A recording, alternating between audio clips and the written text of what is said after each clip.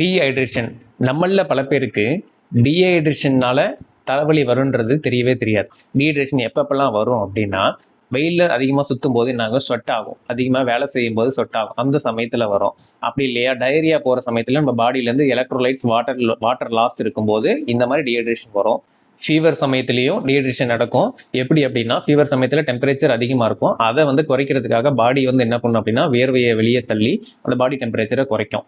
இது டீஹைட்ரேஷன்னா அதோட சிம்டம்ஸ் எப்படி இருக்கும் அப்படின்னு பார்த்தோம்னா, ஃபர்ஸ்ட்டு ட்ரை மவுத் இருக்கும். ஓகே, அடுத்து யூரின் வந்து எல்லோயிஷாக வரும், டயர்டாக இருக்கும். இந்த மாதிரி சிம்டம்ஸ்லாம் இருக்கும். நம்ம சரி இது பிரெயினில் எப்படி ஹெட்டேக்காக வருது, டீஹைட்ரேஷனால எப்படி ஹெட்டேக் வருது அப்படின்னு பார்த்தோம்னா, பிரெயினுக்கு போகிற பிளட் சப்ளை கம்மியாயிடும். அதில் வாட்டர் லாசஸ் இருக்கும், எலக்ட்ரோலைட்ஸ்லாம், நியூட்ரிஷன்ஸ், ஆக்சிஜன் சப்ளை எல்லாமே என்ன ஆகும், கம்மியாயிடும். இதனால என்ன பண்ணும் அப்படின்னா, பிரெயின் செல்ஸ்லாம் வந்து ஸ்ரிங்க் ஆகும். பிரெயின் செல்ஸ் ஸ்ரிங்க் ஆகிட்டு அதில் இருக்கிற பெயின் ரிசெப்டர்ஸ்லாம் என்ன ஆகும் அப்படின்னா ஸ்டிமுலேட் ஆகிடும். ஸோ இதனால தான் வந்து நமக்கு வந்து பெயின் வருது. த்ரோபிங் பெயின், மைல்டு பெயின், மைக்ரேன் இதெல்லாம் வந்து இதனால தான் வரக்கூடியது. இதனால தான் இந்த ஹெட்டேக் வந்து ரொம்ப மோசமாக இருக்கும். இதை எப்படி கண்ட்ரோல் பண்ணலாம் அப்படின்னா, நல்ல intake of water, plenty of water எடுத்துக்கணும். ஓகே, இது ஒரு நாளைக்கு 6 லிட்டர் தண்ணி குடிக்க சொல்லியிருக்காங்க. இதில் எத்தனை பேர் வந்து 6 லிட்டர் தண்ணி குடிக்கிறோம் சொல்லுங்கள், நீங்களே சொல்லுங்கள்.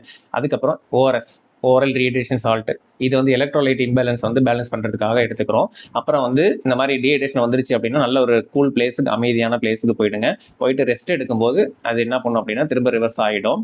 ஓகே, இதை டீஹைட்ரேஷனால தலைவலி கஷ்டப்படுற உங்கள் ஃப்ரெண்ட்ஸுக்கு வந்து இந்த வீடியோவை ஷேர் பண்ணி விடுங்க. இதுக்கு மேலேயாவது அவங்க இதை வந்து பார்த்து இதெல்லாம் வந்து கரெக்ட் பண்ணிக்கிறதுக்கு ஹெல்ப்ஃபுல்லாக இருக்கும். தேங்க்யூ.